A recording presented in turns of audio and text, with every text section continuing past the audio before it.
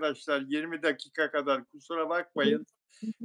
Ünlü astroloji uzmanı, astrolojinin prensesi İpek Canbulat'la birlikteyiz. Huzurlarınızdayız dostlar.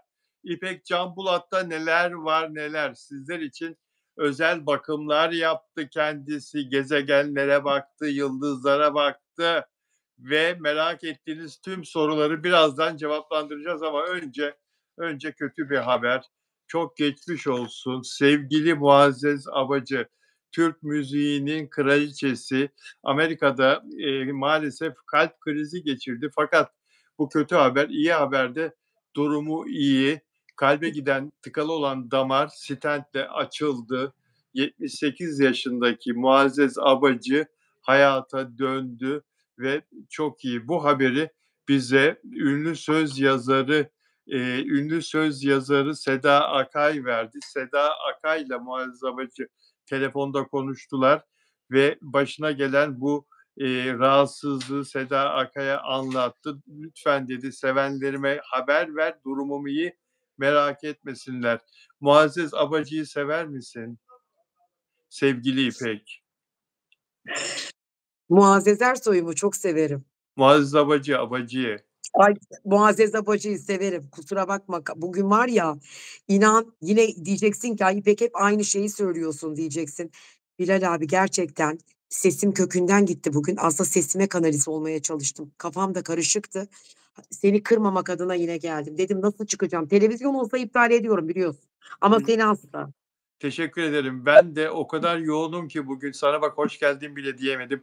Hoş Teşekkür geldin ederim. Bu arada sevgili Çiğdem Hanım İpek. teşekkür ederim. Sağ olun, eksik olmayın. Hoş geldin Sevgili astroloji. izleyiciler, yayınımızı takip ettiğiniz için ve izlediğiniz için de size de teşekkür ediyoruz. İyi ki varsınız. Görüyorum buradan güzel yazılarınızı. Bana özel YouTube'dan yazdıklarınızı okuyorum. Instagram'dan beni yeni takipçiler bulmuş eski danışanların yanı sıra. Onlara da ayrıca teşekkürlerimi iletiyorum. Sağ ol, var ol Bilal abi. Dinliyorum şimdi söyle. Ben de Muazzez sağ ol. Abacı'yı sordum. Ben sanatına son derece saygı duydum. Ama seviyor musun dedin. Hani çok böyle aman aman hani seviyorum diyemedim. Diyemeyeceğim de. Evet, Tabii ki insandır. İnsan olarak şey yapıyorum ama Kıbrıs'ta onunla bir polemik yaşamıştım. bak Ondan sonra da yani öyle bende bir negatif enerji bıraktı. O gün itibariyle böyle çok önemsemedim yani. ne oldu Kıbrıs'a lütfen anlat. Muazzez Abacı'yla İpek'in ünlü astroloji uzmanı, astrolojinin prensesi İpek'in yaşadığı polemiği çok merak ediyorum. Lütfen, lütfen ne oldu? Yani şöyle söyleyeyim. Bir gün yanıma geldi otelde. Öyle anlatayım.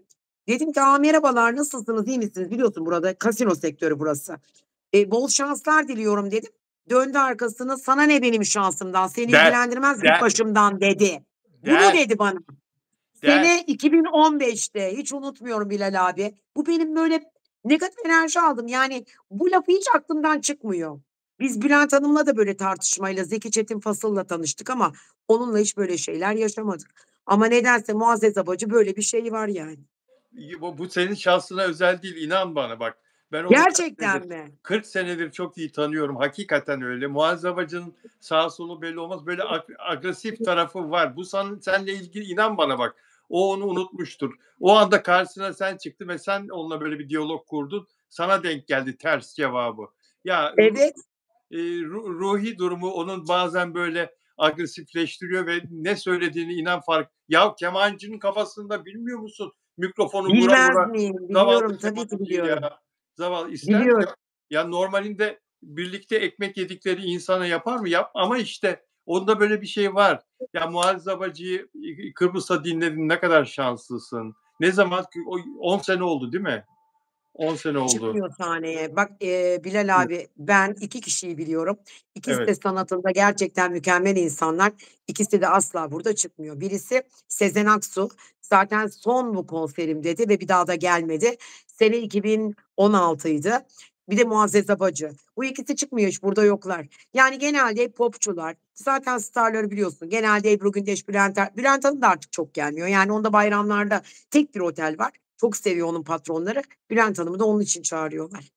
Evet. Muazzez Abacı'yı ben en son İstanbul'da Günay'da Şişli'de 2012 ya da 2013 yılıydı dinlediğim.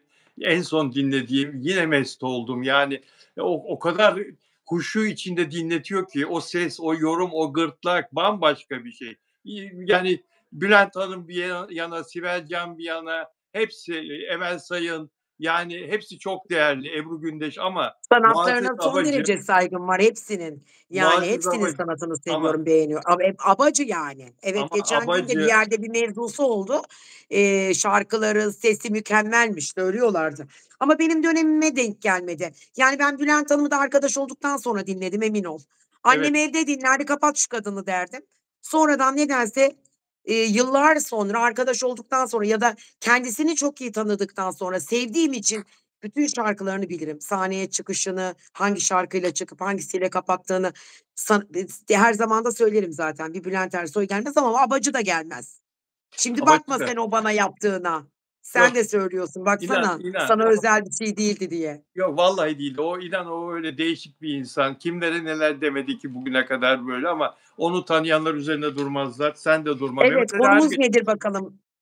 Evet. Sırada kim var? Mehmet Ali Erbil. Mehmet Ali Erbil'i sen çok iyi tanırsın Kıbrıs'tan. Geliyor Evet, musun? hatta şöyle söyleyeyim, şu an senin Evet. izleyenlerin Evet. şayet yayın sonrasında Google'a, benim eski soyadımla, eski evliliğimde İpek Dönmezer diye yazdıklarında direkt Mehmet Ali Erbil'le benim resimlerim çıkıyor. Öyle mi? Mehmet Ali bir programlar yapıyordu 10 sene önce, 12 sene önce. Her programında yorum yapayım diye beni çağırıyordu. Ben Öyle gidiyordum mi? yayınlarına. Var, evet, evet. Bütün programlarında astroloji yorumları yapıyordum ben. Yani bir tane de değil. Böyle her cumartesi, hatta en sonki programına şarkıcı Hatice ile birlikte gittik, hiç unutmuyorum. Hatta o zaman dedi ben hastalandım, Hatice'ye sitem etti. Ne kadar nankörsün, gelmiyorsun, gitmiyorsun. Beni aramadın, sormadın bile dedi. Biz ikimiz Hatice ile programına gittik onun. Mehmet Ali'yi çok severim. Evet, burada sürekli gördüm. Hatta yazın da birlikte burada bir 5 yıldızlı bir otelin plajında beraberdik. Gülseren'le o zaman sevgiliydi, Evet. evlendiler. Evlendiler. Gülseren'i de sosyal medya platformunda geçen sene aktifken ben bir platformda program yaparken sürekli programdaydı. O da beni takip eder, ben de onu. Ya birbirimizi görürdük yani yayında, öyle söyleyeyim. Hatta dedim ki bunlar dedim yani insanlar dediler evlenmeyecek bu adam bununla ama ben evlenecek dedim. Evet, şimdi evli Çünkü olduğu Gülseren'le, evet. evet, evlenecek dedim ve evlendiler. Evlendiler. Ve bir Evlen takım rezilliklerden sonra evlendiler Bilal abicim, dikkat Ya, edersen. ya, Kız çıktı, kardeşiyle ilgili, abisiyle ilgili yapmadığı olayları yaptı gibi anlattı. evet, Yani hatta kızı Mehmet Ali'nin, "Baba eğer tekrar hayatına alırsan ve kabul edersen seni ben evladın olmayacağım, babalıktan reddediyorum." dedi. dedi, Hatırladın değil mi dedi, bunları? dedi, Hı. dedi, Ondan sonra dedi. hatta biz bir yayın yaptık yine sosyal medyada. İnanmazsın 25K izleyici, takipçi o akşam. Başka birisinin programında ben vardım. O akşam çok izlenildi. Herkes bunun yorumunu yaptı. Hatta magazin vardı orada. Gökhan Magazin. Hiç unutmuyorum orada. Dedi ki göreceksiniz bu adam bu kadını affedecek ve geri dönecek dedi. Hatta biliyorsun televizyon programına da bağlandı kızcağız. Sonra evlendiler. Evet, Artık bize evlendi. Allah mesut evlen etsin demek düşer bize. evet, O konu hakkında çok yorum yapmak istemiyorum. Çünkü evlendiler artık. Ama tamam, evlenmemiş olsaydı akıl tamam. verirdim o zaman Mehmet Yok, Ali'ye. yok, yok. Şunu sormak istiyorum ben sana. Şimdi Mehmet Ali Erbil, Gülseren'e bir araba hediye etmiş. 10 Evet, milyon 10 lira milyon değerinde. değerinde. 10 10 milyon milyon değerinde lira, bir evet. Porsche Jeep almış. Evet. Evet, çok cip değil, spor araba. Binek araba, özür dilerim. Bembeyaz. Hayır, hayır, binek araba. Porsche Evet. ama markası, gördüm. Kuğu gibi, sülün gibi araba, fıstık gibi araba. Fakat bana gelen duyumlara göre, bilmiyorum doğru mu, ben söyleyenin Hıı. yancısıyım. Mehmet Ali Erbil kendi üzerine almış arabayı diyorlar. Mehmet Ali Erbil'in bağlanıp kendisini ifade etme hakkı var. Mehmet Ali Erbil kendi üzerine almış, kıza araba senin demiş. Doğru olabilir mi bu sence? Yani İddia bil, olabilir. istediğin Tabii bu kadar bil. iddiaya Sen yönelik zaten bu cevabı evet, veriyoruz biz sen ama, bileceksin. Bu araba ben senin ama Bilal ruhsatı abi, Mehmet Ali çok zeki bir adam, biliyor musun? evet, Türkiye'nin en zeki adamlarından biri. Bir defa Kova burcu. Onu söylemek istiyorum. Kova erkeği gerçekten zekidir. Onunla böyle çok dans edemezsin. Ancak kovalarla çok güçlüysen savaşırsın. Çünkü onlarda her türlü böyle tilki oyunları mevcut olduğu için evet, Mehmet Ali bunları yani yapabilecek kadar saf yönünü olduğunu düşünmüyorum. Ne kadar aşık olursa olsun yapamaz. Yapmaz yani, ben inanmıyorum. Yapmaz. Kendi adını almıştır, evet, kullan diye vermiştir. Çünkü Mehmet Ali'nin çocukları var ve çok değer veriyor. Özellikle eski boşandığı karısı. Neydi? Nergis Kumbasar. Öyle yani Onunla da biliyorsun. bir sürü kadından boşandı. 5 evlilik yaptı. Bu Yok, 2 6'ncı. tanesiyle, bir tanesiyle ölümüne hiç görüşmüyor. Evet, Vardı evet. ya Ankaralı, sarışın, Sedef. 2002 yılı. Öbürüne de çok resmi ama Evet. bu, Justin'in annesiyle inanılmaz sevişiyorlar. Birbirlerini seviyorlar. Yani arkadaş gibiler onlar. Doğru söylüyorsun. Sedef oğlunun, annesi. Oğlu da 20-22 Evet. yaşına geldi. Kocaman delikanlı oldu. Ya, Evet, ya, evet. kocaman delikanlı. Mehmet Ali demiş ki eşim genç ama olgun bir ruha sahip. Onu mutlu etmek benim için en büyük mutluluk demiş. Gerçek Hıı. aşkın yaşı olmaz demiş. 68 yaşında Mehmet Ali Erbil. Allah ona sağlıklı ömür versin. Eee, Amin, Kız amin. 26 yaşında gelin hanım. Aralarında 42 yaş fark var. Gülseren Ceylan avucunun içine aldı diyorlar. Mehmet Ali'yi mutlu etmesini biliyor diyorlar. Bir erkek ne arar ki yani? Kız Yani da Mehmet evet, Ali aşk hayatında doyumsuz bir adam. Ben açık konuşmak gerekirse bunu söylemeden yapamayacağım. evet, Bunu, Mehmet Ali'nin, ortamları, Mehmet Ali'nin yaşadığı durumlar, ben gördüğüm ve bildiğim için söylüyorum. Son derece, sevecen bir adam. Mehmet Ali kötü bir adam değil, çok iyi bir değil, insan. Yani asla değil. tanıyorum, ben biliyorum. Benim Ama arkadaşım şunu da söylemek istiyorum. Mehmet Ali artık yaşlandı. Bir bakıcıya ihtiyacı var. Kim bakacak Mehmet Ali'ye? Herkesin özel hayatı var. Eski ayrıldığı eşleri de artık öyle. Aklını başına toplamak istedi. Ne yapabilirim? Kızın da ona olan zaafından dolayı evlendi. evet, Dolayısıyla Mehmet Ali artık kendine, ben bunu diğer, yayınlarda da görüyorum, yani onunla ilgili yapılan yorumları. Baktıracak diyorlar ama Mehmet Ali sevdi bu kızı. Birbirlerini seviyorlar ama açık konuşmak gerekirse, Mehmet Ali Erbil bu ilişkide biraz zarar görebilir. öyle mi görüyorsun? Deme ya, Allah aşkına deme ya. Mehmet Ali arkadaşım Evet, yapma. evet. Üzülme. Kovaların aşk tercihleri Evet, anlık ve yanlıştır. Ya, o anlıktır ama yanlıştır. mutsuz ya lütfen ya. Çok adam Yaşayacağız, göreceksin. O zaman bana diyeceksin, "Bak, bu yayının da kaydını al." Tamam, herhangi bir Allah TV Allah. programında kullanacağım ben. Yani şöyle söyleyeyim, gerçekten bütün samimiyetimle söylüyorum. Bir defa jenerasyon farkı. Bakın geçen gün ben, yine konumuz var. Böyle bir konuyla ilgili bir şeyler konuşuyorduk yine. Evet, evet, Yaşla ilgili bir mevzu oldu, hatırladınız mı? Ne dedim ben? Dedim ki yaşın önemi olmaz olur mu? Tabii ki var ama bu bir jenerasyonu tolere edebilir. evet. Ama 4 jenerasyon demek ne demek biliyor musun sen?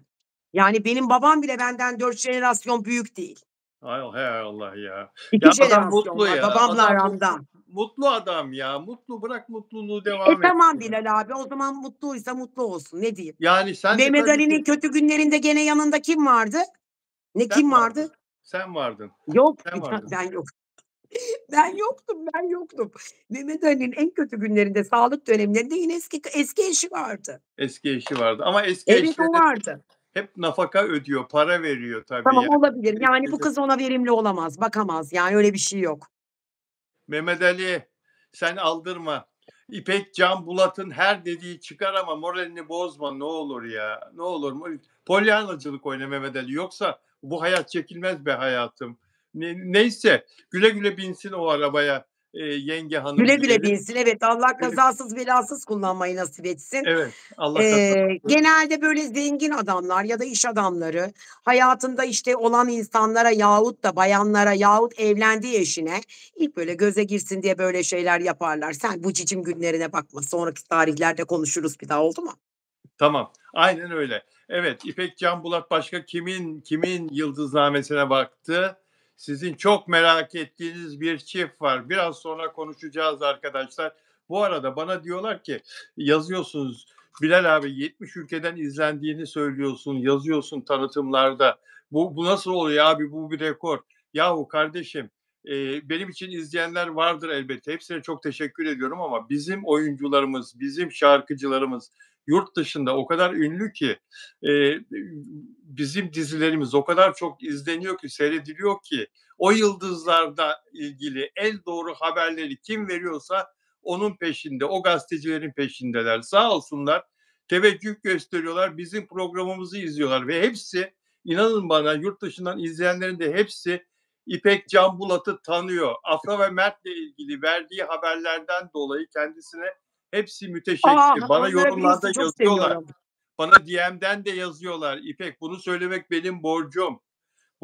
Bunu söylemeliyim. Evet arkadaşlar, Bana da Yusuf. yazıyorlar Bilal abicim. Bana da çok yazan var. Yani, senin vesilenle bana ulaşan benim, normalde aslında biliyorsun ben magazinle birlikte astroloji yapıyoruz biz ama sonuç itibariyle bana da senin, şeylerin, izleyicilerin ve takipçilerin benim danışanlarım da dahil olmak üzere hep bu konuyla ilgili güzel şeyler. Hiç daha bugüne kadar olumsuz Mert'le ilgili, Afra'yla ilgili hiç kötü bir şey gelmedi. İpek Hanım ne olur enerji yapın, evlensinler. İpek Hanım ne olur dua edin.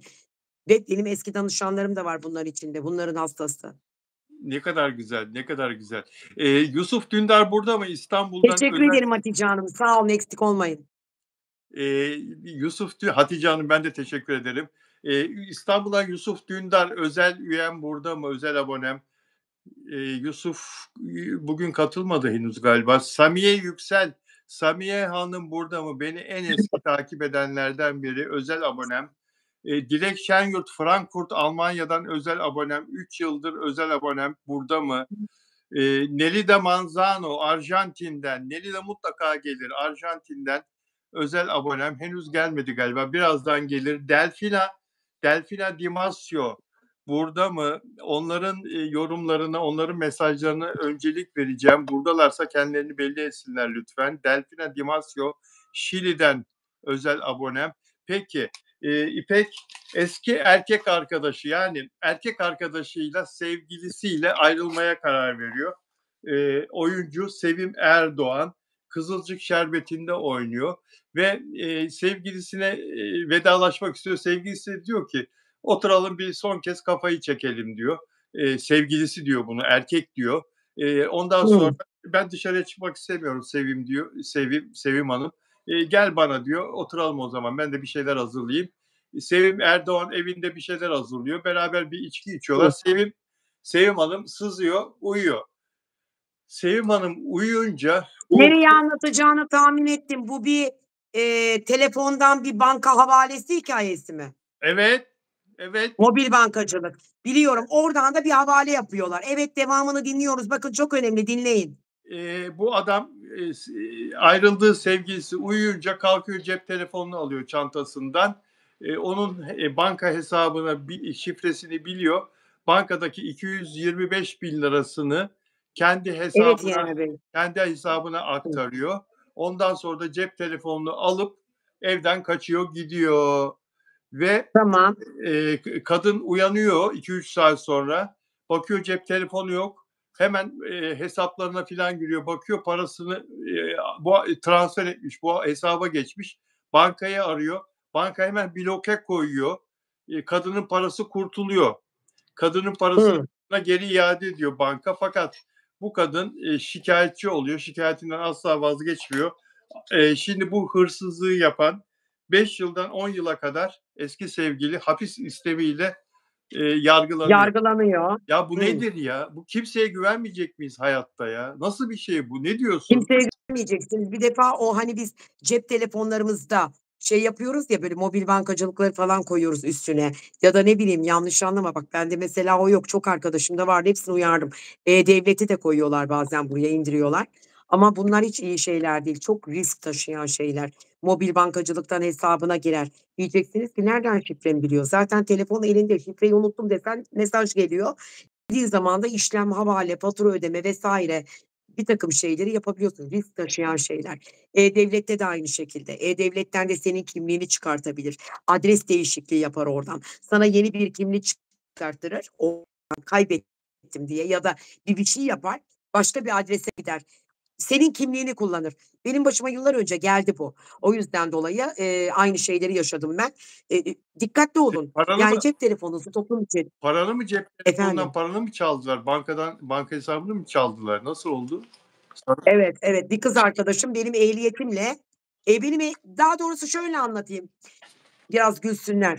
Küçükyalı'da bilir misin? Eskiden bir hamam vardı. Küçükyalı Var, Hamamı diye. var. Küçükyalı Vardı eskiden. Hamamı'na Tarihi, Tokatlılarındır onlar. tarihi. Hatta babam. Evet, babamın ahbaplarıdır onlar da. Ahbabı derken yani biz evlerimizi onlara satmıştık. Evet.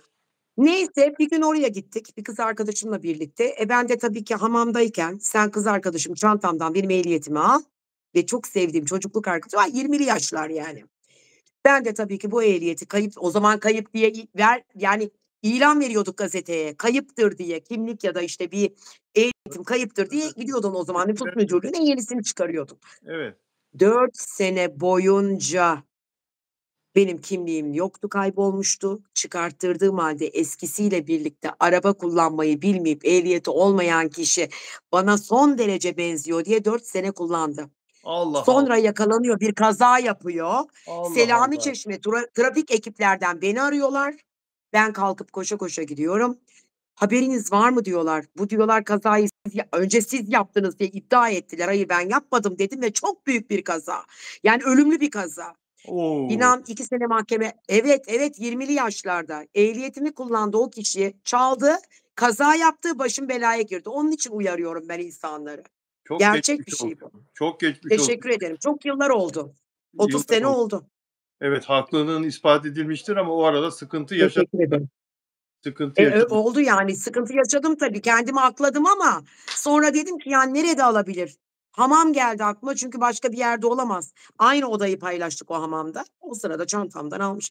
Çünkü ehliyet sınavlarına girdi. Hiç muvaffak olamıyordu. Bir sorular soruyorlar ya, ezberleyemiyordu onları. Kız da Vay zaten canına. cahildi. İlkokul mezunu bir kızdı. O da Vay ayrı bir canına ya. hikâye. Vay canına ya. Çok geçmiş olsun, çok geçmiş olsun. Güllü'nün kızı başzanlı, Güllü'yü kızı öldürdü şeklinde iddialar var ve bu Teşekkür ederim. iddialar Hıh.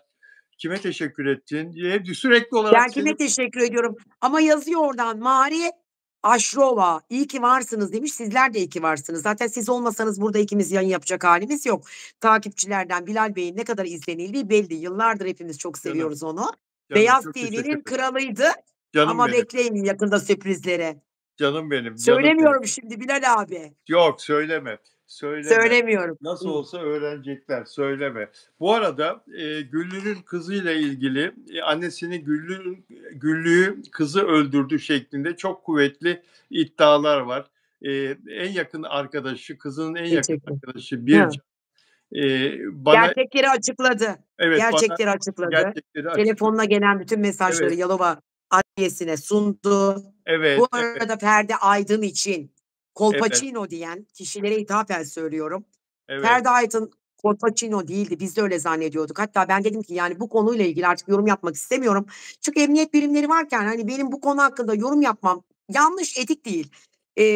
Bizim emniyetimiz öyle büyük cinayetleri çözdü ki ben bazen böyle seyrederdim Müge Anlı'yı sabahları. Çözülmeyecek. Bakın zaman önemli değil. Emniyet işini çok temiz yapar. Çok. Zannetmeyin ki hani böyle, yok olmadı etmedi demeyin. 7 ay sonra bile tutuklu, 2 sene sonra bile tutuklular. Bunlar olağan şeyler. Ben biliyorum. Aynen öyle. Aynen. Güllü'nün kızının, evli bir sevgilisi varmış. 3 tane çocuğu olan Kervan. Evet, evet, Kervan Bey. Kervan Bey'i Evet, mi söylüyorsunuz? evet, Iraklı. Evet, evet, Güllü o ilişkiyi istemiyormuş. Biliyorsun, Bilal abicim, benim yazlık evim Çınarcık'ta. Güllü de bana çok yakın bir yerde oturuyor. Dolayısıyla Güllü'nün kızı benim gittiğim kuaföre, geçenlerde de anlattım hatta, oraya geliyor ve bir iki yere daha ortak gittiğim yere geliyor. Uzun lafın kısası Güllü'nün kızının Çınarcık'ta çok iyi anlatmıyorlar. Ben tanımıyorum, bu bir iddia. Ama sonuç itibarıyla, agresif, isyankâr, kavgacı, o taksi durağında yaptığı, tartışmalarını bana anlatıyorlar. Sonuçta ben orada yaşamıyorum. Yani belli bir sezon için oradaydım. Ama tabii ki Güllü'nün vefatında oradaydım bu hikâyede. Dolayısıyla korkunç, bir olaydı bu. Çoğu zaman bütün TV kanalları ve hatta bütün medya ve sosyal medya üzerinde de çok yayınlar yaptılar. Hâlâ daha hatta hatırlar mısın Amerika'dan bir kadın var. Pınar K diye. Pınar BK diye bir hanım. Sürekli bu konuyla ilgili cinayet, Ferdi cinayet. Bütün TikTok yıkılıyordu cinayet diye. Susmak zorunda kaldım. Neden biliyor musun? Çünkü dediler ki kendini attı. Yani kendi düştü. Kaza süsü verildi. Sustum. evet, Ama şöyle söyleyeyim, evet. bugünkü duyduklarımdan sonra hiç susamayacağım. Lütfen buyur Top sen de anlat dinlesin izleyiciler. Evet, ben biraz evvel YouTube'da özel bir, yayın da yaptım bu konuyla ilgili olarak. Senden önce 20 dakikalık canlı yayın yaptım. Sırf Güllü konusuna, ayırdım. O videoyu izleyebilirler. Orada bütün detaylar var ama Bircan Dülger'in, eee, söyledikleri o kadar çarpıcı ki, "Beni kim yakarsa" demiş Bircan'a, "Beni kim yakarsa Güllü'nün kızı ben de onu "Ben de onu yakarım. yakarım." demiş. Ben de onu yakar." Evet, Sonra tehdit etmiş. galiba Bilal abicim siz Evet, anlattınız bana. Dediniz ki Bilal'in evi Bircan'ın evine gitmiş galiba. evet. "Telefonum arıza yaptı." demiş. "Telefonunu verir misin?" demiş. O sırada attığı bütün WhatsApp'taki mesajları sildiğini söylüyorlar. Yani mesajların hepsi silinmiş. Meğersem sonra anlamış ki Bircan Evet. telefonu arıza yapmamış, telefonu çalışıyormuş ve dolayısıyla oradan da zaten telefondan bu mesajları kendisi silmiş. Sonra da onu demiş ki, "Eğer benim başım yanarsa ben de senin başını yakarım." diye bir ibare var. Evet, Bircan'a o mesajlar, attığı mesajlar da, haftalar öncesinden, eee, "Annemi öldürmek istiyorum, bana yardım et." 3 ay öncesinden, "Annemi öldürmek istiyorum, ben bu kadından kurtulmak istiyorum, senin çevren vardır, birisini bulalım, öldürelim." Evet. Mesajları. Allah'tan, 25 Ekim'de siliyor. Bakın bugün ayın kaçı? 31 Ekim. 6 gün evvel siliyor. Bircan'ın evine gidiyor ve diyor ki benim telefonum arızalı. Versene birisini arayacağım diyor. Alıyor Bircan'ın telefonunu. Direkt WhatsApp mesajlarına gidiyor. Bakıyor ki Bircan'a attığı bu mesajlar orada. Bu mesajlar burada Hı. hala niye duruyor diyor sana attığı mesajlar. Hepsini siliyor. Ondan sonra telefonunu geriye veriyor. Bunun için istemiş telefonunu. Fakat Bircan diyor ki Allah'tan diyor ben 25'ten 2 gün önce 23 Ekim'de diyor Ferdi Aydın'ı aradım diyor. Ferdi Bey siz bu işi çok Hı. takip ediyorsunuz başından beri.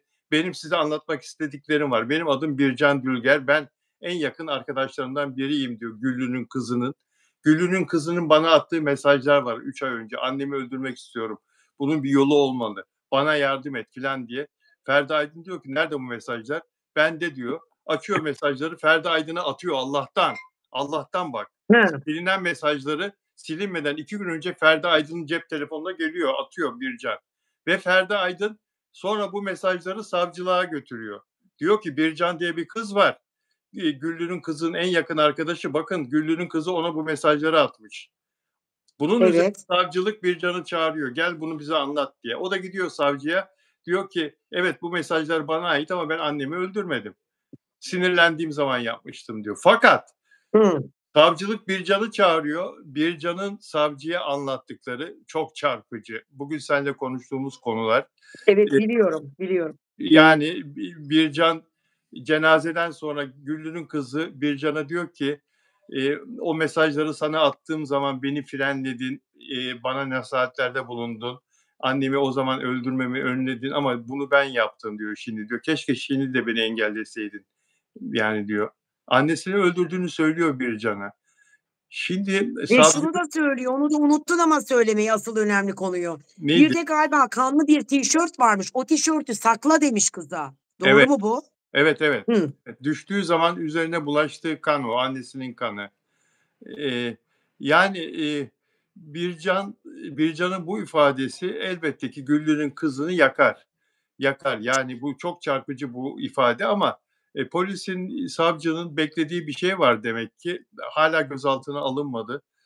Tabii ki bilemeyiz. Her an her şey olabilir. Ancak, bir de yürüyen bir bilirkişi incelemesi var. O rapor da Hı. bekleniyor olabilir. O bilirkişi incelemesi de çok, sonucu çok önemli. Bu fizik mühendisi 3 bilirkişi daha evvel bir cinayeti çözdüler. Eee, burada bir kere anlatmıştım. Bir daha kısaca anlatayım.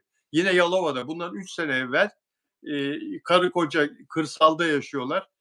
Karı koca dışarıda dolaşırken, kırsalda uçurumun kenarına geliyorlar. Kadının ayağı kayıyor, düşüyor aşağıya güya. Adam, hemen jandarmaya başvuruyor. Karım uçurumun kenarında ayağa kaydı, düştü, kurtaramadım, tutamadım onu diye. Ondan sonra, eee, savcılık da bilirkişiye diyor ki, "Ya, bu durumu bir incele, ayağa kayıp düşmüş, adamın böyle ifadesi var ama nasıl olduğunu bir ortaya çıkaralım. Yani gerçekten öyle mi, değil mi?" Ve bu 3 tane fizik mühendisi bilirkişi tayin ediliyor.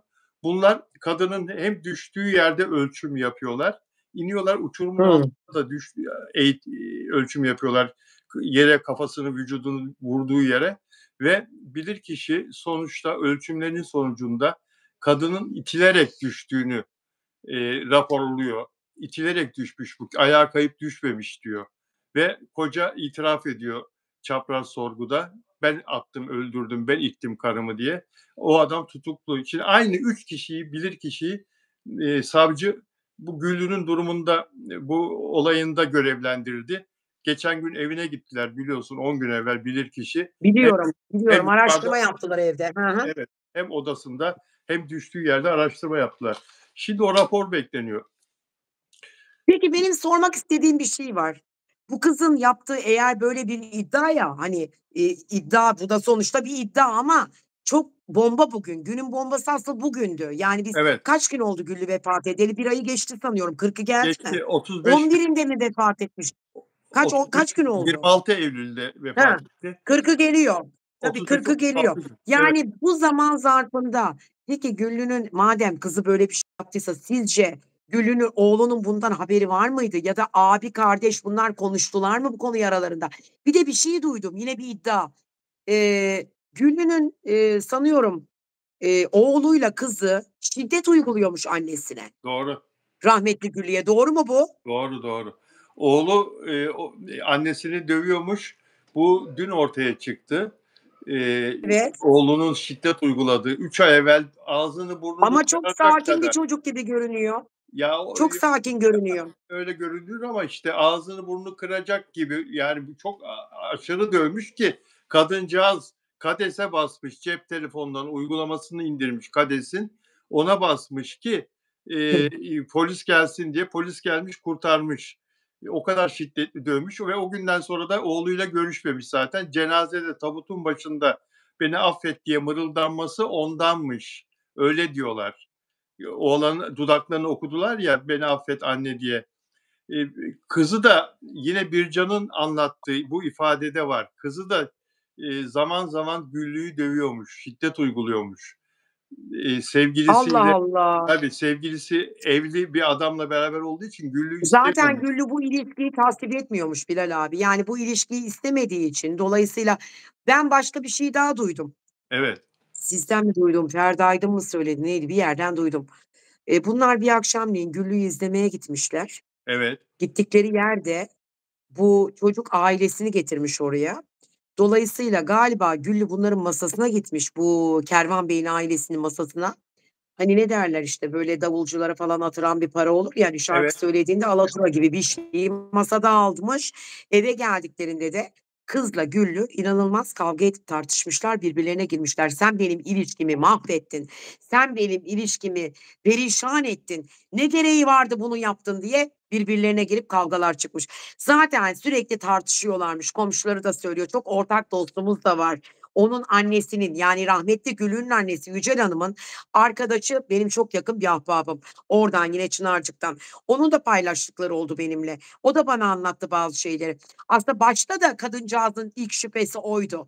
Dedi ki acaba dedi bu kız mı yaptı bunu dedi ve bana kızının bu Kervan Bey'le olan ilişkisini hatta kadın düşünüyordu, sesli düşünüyordu. Acaba Iraklı da değil diyordu ki yaşlı, ismini vermeyeceğim. Acaba o İranlı adam bunların evindeydi, o İranlı adama mı yaptılar bu işi falan diyordu.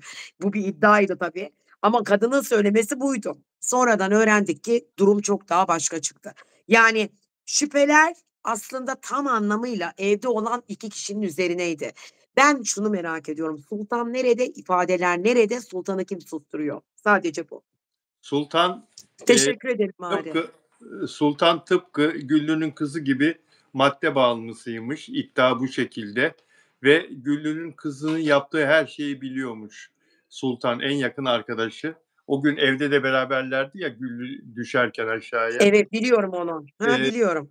eğer Güllü'nün kızı suçluysa, itiraf ederse ya da savcılık, bütün deliller onun aleyhinde çıkıp da onu gözaltına alırsa, Sultan da Evet. onunla beraber, yargılanır. Sultan da, yani çok şey biliyor, her şeyi biliyor. Bak ne kadar çarpıcı. Şimdi önüme geldi burada demin Söyle konuştuğumuz bakalım. Gül ablanın cenazesinden sonra diyor Bircan savcıya, önceki gün konuşuyor bunu savcıyla, ifadesi. Tuğyanların evine geçtiğimizde ben Tuğyan'a 3 ay önce annen için söylediklerine pişman mısın diye sordum. Yani o yazılan mesajlar, annemi öldürmek istiyorum, bana birisini bul filan. Pişman mısın diye sordum. Burada kastettiğim bana attığı medyaya da yansıyan mesajlardı. Tuğyan da bana abla iyi ki o zaman beni durdurmuştun. Keşke bu defa Hıı. da engel olabilseydin. Ben yaptım ama çok pişmanım abla dedi. Ben hiçbir şey söyleyemedim diyor kız. Ben yaptım, pişmanım. Keşke bu kere de durdursaydın. Şimdi tabii savcıya bunu söylüyor. Savcı diyor ki acaba yani Bircan Hanım böyle ifade veriyor ama acaba ifadesi doğru mu değil mi? Savcı da tabii şimdi bunu da araştırıyor. Hemen savcı da Evet. inanmak zorunda değil.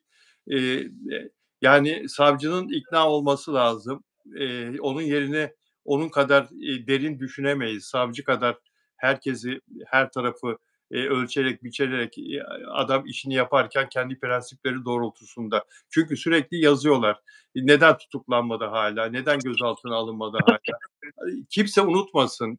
Sen de İpek, ben de şunu hiçbir zaman unutmamamız lazım. Bazen bizim de ağzımızın ayarı kaçabiliyor.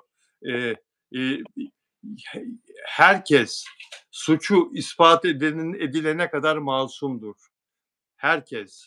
Yani suçlu ilan edilene Tabii, kadar tabii, tabii, mahkemece. tabii. Tabii, Mesela itiraf. Peki onun sence için itiraf edecek mi? Hadi gel bunu tartışalım. Sence edecek mi itiraf kız? Bak şimdi benim üstüme bu kadar geliyorlar. Mesela bana söylüyorlar, diyorlar ki bu işi sen yaptın. Şimdi benim bunu gerçekten itiraf etmem lazım ki kurtulayım. Değil mi? Kurtuluşum böyle olacak. Ya böyle bir kurtulamazsın. töhmet altında ömür boyu yaşamaktansa Kurt Ha, kurtuluş böyle olacak. kurtuluş dediğin, yani, psikolojik olarak kendini geçici olarak rahat hissetmek. Yoksa, ömür boyu cezaevine gireceksin. Müebbet yer. Bu cinayeti işleyen tasarlayarak çünkü Evet. annesi, Tabii üç planlı, planlı. 3 soy, 3 Nitelikli, soy bunun anne. adı varmış, nitelikli cinayet. Tabii, tabii, planlı. Yani bu müebbet, ceza yer. Belki de ağırlaştırılmış müebbet, bilemeyiz onu. Kanuna tekrar bakmak lazım. Eee, Eğer suçluysa bütün bu konuştuk Hıı. iddialar üzerine konuşuyoruz, yorumluyoruz burada. Ben gazeteciyim, sen de benim konuğumsun, ve yıllardır bu işleri takip eden bir kişisin. Eee, Eğer, eee bu yorgunluk onu mahveder. Şimdi o içtiği ilaçlar, ilaç içtiği söyleniyor. Yeşil reçete ilaçlar içtiği söyleniyor ve onlarla, ayakta durduğu söyleniyor Tuğya'nın. Onlar aynı zamanda kafa da yapıyor tabii. Yasaklı madde çünkü onlar. Bu Öyle tabii. onu bir zamana kadar korur bu ilaçlar, zihnini dağılmamasını. Eee, Ve uykusu filan düzensizdir. Vücut çökünce bu sefer itiraf gelebilir. Zayıf düşebilir. Yeter artık diye çıldırabilir. Her şeyi anlatabilir kurtulmak için. Senin dediğin de o anlamda kurtulmak. Yani bu karabasandan kurtulmak için itiraf gelebilir ama zaten gözaltına alınırsa polisin Yani, çünkü bir ömür boyu böyle bu, itham altında kalmaktansa yahut da sürekli böyle bir suçlanılmaktansa ve halk tarafından düşün en acısı, ben Evet, şahsen suçumu baştan itiraf ederdim. İşte, böyle entrikalara gerek kalmazdı eğer öyle bir şey varsa. Yani iddia ama şu an artık taşlar sanki yerine mi oturuyor? Sanki bu ifadeler, gerçek mi? Yani, bakın şimdi az önce sizin izleyiciniz alttan yazdı. Dedi ki, kesinlikle böyle bir şey yok. Kız dedi ki, "Beni Ferdi Aydın tehdit etti. hayır, Ben hayır. onun için bu açıklamaları Hayır, yaptım." hayır. demiş. Senin bir Hayır, izleyenin hayır, yazdı. hayır, Hayır, öyle bir şey hayır, yok. Bence de hayır. yok. Öyle bir şey Bence yok. de yok. Kızın söylediği şu, tam tersi. Beni Feride Aydın tehdit etti diye, Bircan'a söylüyor, şeye söylüyor, Güllü'nün kızına söylüyor ki onu kandırıyor. Güllü'nün kızını Evet, kandırıyor. Onu iyi okuyun, o haberi iyi okuyun. Bu söylediğiniz cümleyi iyi evet, iyi okuyun. okuyun. Güllü'nün kızı Bir de Güllü'nün kızı Bircan'ı sıkıştırıyor. "Sen" diyor, "neden" diyor, "savcıya gittin?" diyor. Beni diyor merak etme ben seni satmam diyor. Beni diyor Ferdi Aydın diyor oğlumla tehdit etti dedim ona diyor. Savcıya bunu Hıı. söylüyor. Güllü'nün kızına demiş ki yalan söylemiş. Beni Ferdi Aydın oğlumla tehdit etti. Onun için savcıya gittim dedim Güllü'nün kızından kurtulmak için o anki baskıdan. Çünkü Güllü'nün kızı bu kadar yasaklı madde falan kullanan bir kadın karşısındaki insana bir anda kötülük yapabilir sinirlenip. Üzerinde bıçak varsa çekip yani bunu, Yani, Bilal böyle abicim şöyle söyleyeceğim, her bunların şey tehdit olabilir. etmediği olabilir ve ayrıca tehdit etmediği insan da yokmuş. Yani bak herkesi kim açıklama yapacak tehdit ediyorlar. Bak dinle, daha önce bunu, diğer yayınlarda, Instagram'da, işte, ne bileyim, TikTok'ta falan da ben duydum. Sürekli bu kızın bu isyankârlıkları, bu, işte, bu fevri davranışları, insanlarla olan iletişim kopuklukları ve kavgacı hâlleri artık insanları o kadar bunaltmış ki tehdit, yani, böyle, nasıl anlatayım yani, sürekli insanları susturarak yahut da tartışma çıkararak kendi fikirlerini kabul ettirmeye çalışan tehditvari tavırları varmış. Öyle duydum ben. İnsanlar da korkudan korkuyor sonuçta bu insanlar. Sultan olsun, işte, ama Bircan'ın arkasında Ferdi Aydın var. Ben inanıyorum Ferdi Aydın olduğu müddetçe o Bircan zaten o tehditlere vermez yani. Aynen öyle. Peki, İzzet Yıldızhan haberine geçelim. Ya, bu İzzet Yıldızhan Hiç haberinde sorma. O kadın nedir öyle yani? İzzet Yıldızhan o kadına bakmaz bence yani. Ben inanmıyorum ona. gençliğinde bakmış olabilir. Kadın da gençliğinde yüzüne bakılacak gibidir herhâlde. Biraz kadın da biraz, şimdi öyle ama gençliğinde İzzet Yıldızhan da sonuçta Anadolu çocuğu yani. Kadın da, Anadolu kadını, bakmış olabilir. Evet. İzzet Yıldızhan'ın ilişkisi varmış galiba bu hanımdan. Çocuğunun olduğunu Evet, söyledi. 91 Sonra ne gelişti bilmiyorum. Bu konuyu da senden dinleyelim biraz. 91-92 Ay, gayet iyi kadın merhaba. Hı. TikTok'ta video çekiyor. Şu anda kadın İzzet Yıldızhan'ın yaşına yakın bir yaşta. 62 yaşında İzzet Yıldızhan. 91-92 yılını hatırla diyor. İzzet Yıldızhan'a sesleniyor. Karı kocaydık biz seninle. Nikahsız resmi nikahsızdık diyor. Benim karnımdaki çocuğu düşünseydin diyor. Benim çalıştığım, getirdiğim paralarla kaset yapmak istiyordun diyor. Bu kadın da şarkıcıymış. Eee, Hı. bana bir düzine çocuk yapacağım diyordun diyor. Benim karnımdaki çocuğu hiç düşünmedin ama diyor. İzzet diyor. Bana diyor bana dön diyor. Beni ara diyor işte.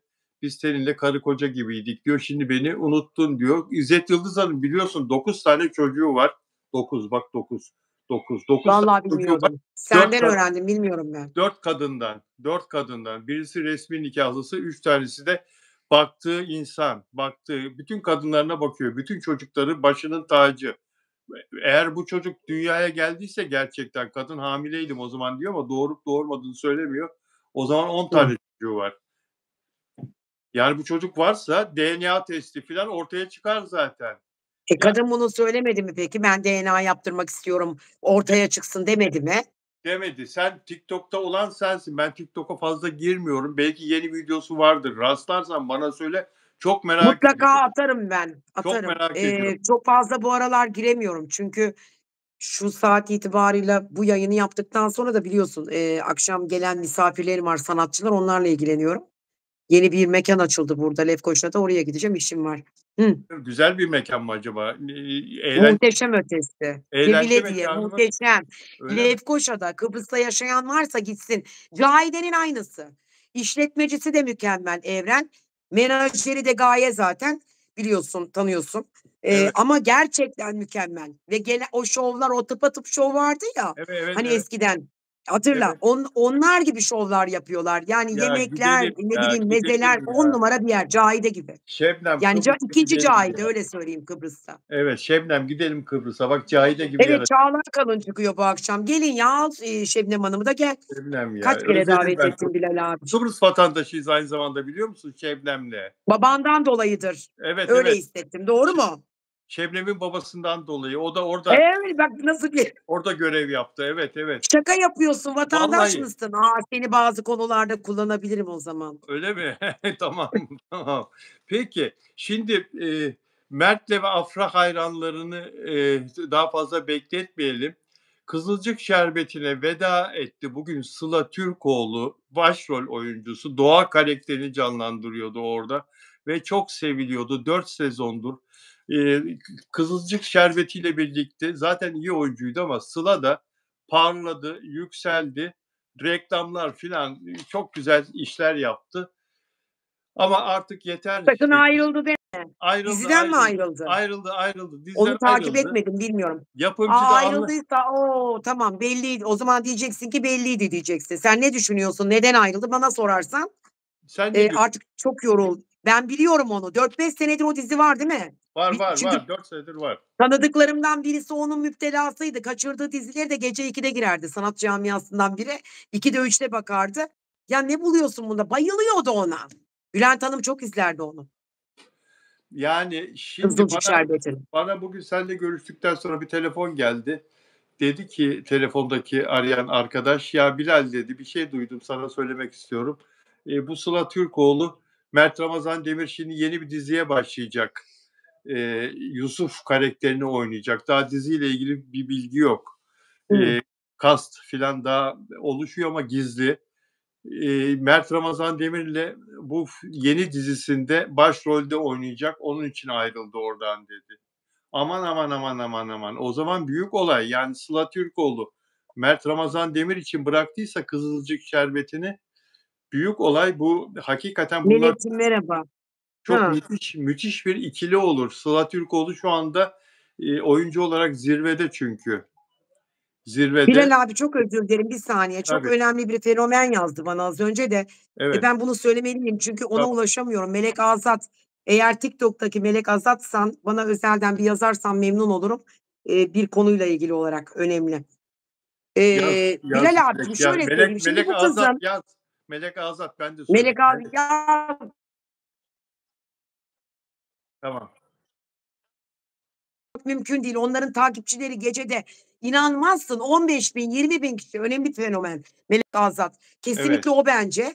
Eğer oysa Ya bana yaz. Çok önemli bir durum var seninle alakalı benle biliyorum. alakalı mı? Benle Şöyle alakalı mı? söyleyeyim. Benle alakalı değildir. Seninle alakalı ne Onunla olacak yani Bilal abi onunla. Allah'ını seversen. Bir de sana bir soru soracağım. Bu gömlekleri sen de Arto gibi özel mi Bu diktiriyorsun? gömleklerin hepsi özel. Arto benden kıskandı. Ya bir anla kim dikiyor ya? Arto Ne olur ben de benden oraya gideyim bir tane Arto beni diktireyim. kıskandı, o gömlekleri sipariş etti. Sevgili Arto'ya da çok selamlar. Şaka söylüyorum Çok Arto, severim biliyor şaka musun? söylüyorum. Sivri dilli Arto. Vallahi Evet, çok severim. ben de çok seviyorum. Çocukluğumun önemli bir idolüydü o. Çok çok. Çıktığı her mekâna giderdim genç kızken. Sevgili Arto'ya selamlar. Yani, Mert Ramazan Demir ve Afra Saraçoğlu birlikteliği, hâlâ devam ediyor ve çok mutlular onlar ama bu antilerden ben bıktım, usandım artık. Nasıl görüyorsun? Yeni bir şey var mı Mert Ramazan Demir'le Afra Saraçoğlu ilişkisinde? Her şey yolundadır umarım. Onların hayır, yeni bir şey var mı derken şöyle söyleyeyim. Bir defa biliyorsun ki ayın 9'uyla 30'u arasında bir retro var, Merkür Retrosu. Belki bu durumdan olumsuz yönde etkilenebilirler. Çünkü genelde ünlüleri vuracak bu. Yani böyle ünü olan, enerjisi olan, çok gündemde, çok göz önünde olan insanları vuracak bir evreye giriliyor. Onların zaten, gezegenlerinde sert açıyla başlayan bir arada bu aralar bir kavga, bir tartışma yaşanılabilir ama bu çok böyle uzun vadede olacak bir Yaşa şey değil. Dolayısıyla yaşamasınlar. ya, o uzun vadede olmayacak. Kısa ya her ilişkide, her evlilikte, aşk hayatında hepimizin ya da işte senin de benim de yaşadığımız şeylerdir ama ben özellikle şunu söylemek istiyorum. Yaşayacaklar hatta bunlar bir medyaya, ayrıldı haberleri yahut tartışma haberleri bak gündeme düşebilir, nazardan olabilir ama sonuç itibariyle bunlar asla ayrılmayacaklar. Hep Çok söylüyorum güzel. zaten Bir bunların daha sonu söyle. Bir daha evlilik. söyle. Bir daha söyle. Asla ayrılmayacaklar değil mi? Hayır, hayır, hayır. Tamam. Ya bak olabilir tartışma, kavga olabilir. Evet. Ayrılık derken eğer 2 gün bir tartışmaysa anlatabiliyor muyum? Onun adı ayrılık değil zaten ama bunlar yaşayacak onlar. Yani çünkü negatif enerjiden, çok göz önünde olmalarından, çok fazla konuşmalarından, şu anda bizim bile konuşmamız belki de bir enerji ama ben enerji uzmanıyım. Hiçbir zaman onlara kötü enerjiyle bir şey, yorum yapmadığım gibi hep onların gerçekten evlenmesini çok istiyorum. İnanılmaz, çok yakıştırıyorum birbirlerine. Hiçbir zaman da kötü, olumsuz bir şey söylemeyeceğim. Olan olumsuzlukların hepsini de beyinsel kuantum denen frekanslı dalgalarımla zaten bozuyorum. Onun için hiçbir şey olmayacak, üzülmeyin. Boz, boz. Onlara devamlı iyi, güzel enerjiler yolla. Devamlı güzel. Lütfen İpekçiğim. Bana da öyle. Bana da yolla ara sıra. Ama Beni zaten mutlu senin et. enerjin kırmızı patlatmış. Öyle mi? Nazar İyi mi? olmaz. Olur derler. Erkekte olmaz. Kadında olur. Ben giyseydim kırmızı olurdu mesela. Öyle mi? Silik sönük renkler giyiyorum çok ilgi çekmeyeyim diye. Yani Estağfurullah. rujumu bile ten rengi kullanıyorum. Anlatabiliyor muyum? Ha, Bilerek. diyeceksin ki aman Allah aşkına 50 yaşında kadınsın. Senin neyine de nazar değsin diyebilirsin ama Estağfurullah. Olur mu? Olur mu? Senin ismin enerji çok yeter. önemli. İsmin yeter senin, namın yeter. Teşekkür ederim. Hayır, enerjiyle alakalı söylüyorum. Yani Enerji de. benim de enerjimi bozan insanlar olabiliyor hayatımda yahut çok konuşulan. Ben, yıllarca Bilal abi hem erkeği hem kadını oynadım. 27 sene, gerçekten televizyonlarda program yaptım. Öyle her yiğidin harcı değil. Bana soruyorlar, diyorlarmış hatta burada da, "Bu kadın nasıl böyle bir lüks yaşıyor?" Değil, alakası bile yok. Yani 27 sene gece saat 11 ile 2 arası yayın yap. Ta Tuzla'dan İstoçlara git yayın yap. Gece o karlarda, kışlarda tır kazaları, o otobandan gidiliyor. Bilmez Çoğu miyim? zaman biliyor musun otobanda uyuduğumu bilirim. Çoğu Ya, zaman. Sabah geliyorum, ofise geçiyorum. Uykusuz bir hitap. Çok çileler çektim bu mesleki hayatımla ilgili. Evet, bıraktım. Pişman mısın? Çok pişmanım. Şöyle pişmanım. Ara verdiğim için pişmanım. O arayı da vermeseydim zaten beni bütün izleyenler ve izleyiciler gerçekten beni yerel kanallarda da emin ol görürlerdi. İsim vermediğim çoğu astroloğum diyen, o televizyonda program yapan kişiler benden sonra çıkmış. Hatta çoğu da eğitimsiz, yani hiçbir akademik kariyeri olmadan ön sezileriyle yorum yapan kişilerdir. Astrolog olmuş, herkes çıkmış kendini piyasaya atıyor. Ben tek bir astrolog tanıyorum, o da Öner Döşer. Öner Tek, Göçer. Öner ben Öner Döşer, tek. ben de Adadan tek bir yayın yapar her gün. Evet, benim tek bir zaten ben astrolog hocam diyorum sorana. ben de tek bir astrolog tanıyorum. İpek Can Bulat. Öğrenci yani ben de öğrenci sayılırım. Öyle anlattığım Estağfurullah. isimlerin öğrencileriyim, öyle söyleyeyim. Estağfurullah. Teşekkür ederim. Sağ ol, Rica var ol, ederim. eksik olma. Sen de Ben sağ ol. aslında enerji uzmanıyım Bilal abi. Ben Canım benim. gerçekten enerji uzmanıyım. Bak Bilal abicim, ben 41 yaşında anne oldum. 20 sene çocuğum olmadı benim. Ben doktora gittim. Türkiye'nin en büyük doktoruna. Teksen Çamlıbel gibi bir adam bana Bilmez rapor miyim? verdi. Uğraşma. Parana Bilmem. yazık. Gitme. Olmayacak. Yapma ya. Bir gün dedim ki evet. Bir gün böyle televizyon seyrediyorum Kanal D'de. Çok severim Seda Sayan'ın programlarını. Bakarken bir doktor gördüm. Ay bu adamdan çok enerji aldım dedim. Aman Allah'ım inanılmaz enerji aldım. Bu adam dedim bu işi başaracak. Gittiğimde de aynı şeyi söyledim. Adam yani o doktorun Aytuğ Kolonkaya ismi. Hatırla Kanal D'de doktorun programını yapardı. Evet, evet. Hatırladın? Hatırlamaz mıyım? Yani 42 yaşında öyle Fişek gibiydi. 42 yaşında bir kadının çocuk sahibi olması. O rapor var diyorum elimde. Rapor olmaz rapor. Uğraşma. Parana yazık. Bu cümleler hep kafamda. Evet. Anlatabiliyor muyum? Ama ben ne oldu? Enerjimle sahip oldum. Obezdim eskiden. Başaracağım. Yemini billah 80 kilo verdim. Dedim ki ben 80 dedim kilo bunu yapacağım. verdin. Yaptım. 80 kilo verdim evet. Ya nasıl verdin? Bunu da bundan sonraki A, programda ben yalan konuşmalıyız. söylemem, ben ameliyat oldum. Ben diğer yalancılar gibi söylemiyorum. Ameliyat Ha, olanlar inkâr ediyorlar. Yok diyet yaptım, yok spor yaptım, yok öyle bir şey. Ben ameliyat sen oldum, tüp mide ameliyatı oldum. sen ameliyat olduğunda çok ünlü bir sanatçı da senin yan, yatağında ameliyat olmuş yatıyordu. Kimdi o? Sadece sanatçı değil, Er Erdinç Acar, evet, o da benimle yan odadaydı. Çok ünlü sanatçı. Fatih'im benim, canım Fatih'im. Bütün dualarım onunla. Fatih Ürek de yan odada yoğun bakımda yatıyordu. O da mide operasyonu, tüp mide operasyonu olmuştu. Aynı gün, aynı saatlerde sevgili İpek'le. Fatih Ürek ama çok çekti o zaman değil mi ameliyattan sonra? Ölümlerden Tabii döndü. kaçak oldu onda. Yani mide kaçağı oldu. Çünkü o makina, o robot mideyi keserken hem kesiyor, keserken alttaki yerde dikiyor. Yani hem kesiyor hem dikiyor, hem kesiyor hem dikiyor. Şu kadarcık bir yeri, milim yeri es geçmiş makina. O da ona vurdu şansına Fatih'in. Bize öyle bir şey olmadı. Geçince delik oluyor. Su Geçmiş içsen de olsun. mide boşluğuna düşüyor. Orada iltihap yapıyor, hastalanıyorsun. Fatih'ciğim Evet. neler yaşadı benim canım arkadaşım. Ya, Fatih'im. ya. Ah, ah, ah, ah. Canım İpek çok Ya teşekkür ederim canlı yayınıma konuk olduğun için. rica ederim. Ne demek? Ne Sağ ol, demek? iyi Çok ki mutlu varsın. oluyorum ben senin yayınlarından. Sağ ol canım Gerçekten. benim. Sağ ol Çünkü canım. eski danışanlarıma kavuşuyorum sayende. Bak Estağfurullah. arıyorlar beni. Estağfurullah canım benim. Sağ ol, eksik olma. Çok aydınlattın dinleyenlerimizi, izleyenlerimizi. Bundan sonraki yayınımız İpek Can Bulat'la Salı günü değil mi İpek? Salı günü canlı yayınımız. Salı Evet, ve cuma günü bizim yayınlarımız. Evet, salı ve doğrudur. cuma günü. Salı ve cuma günü. Çok teşekkür ediyorum tekrar. Kıbrıs'a Ben selam. de izleyenlerine ve sana ayrı teşekkür ediyorum. Eksik Güzel olma. hafta sonları diliyorum. Hepiniz Allah'a emanet olun. Ben buradan bütün izleyenlere, Bilal abinin bütün takipçilerine en güzel enerjileri gönderiyorum. Bereketiniz bol olsun, neşeniz yerinde olsun, hayatınızda mutluluklarınızın adım atacağı bir hafta olsun. Dolunay geliyor, Merkür Retrosu, inanılmaz sıkıntı yaşayabileceğiniz bir dönemde öyle güzel enerjileri gönderiyorum ki size hayatınızda neşeniz eksik olmasın. Hep de mutlu olun inşallah. Hepinizi öpüyorum. İyi akşamlar diliyorum. Güzel hafta sonları. Sevgiler. Değerli izleyenler, yarın cumartesi, yarın akşam sevgili Onur Akay'la birlikte olacağız. Saat 18'de yarın akşam huzurlarınızda olacağız. Görüşmek üzere. Kendinize iyi bakın. İyi akşamlar. İpekçim öptüm.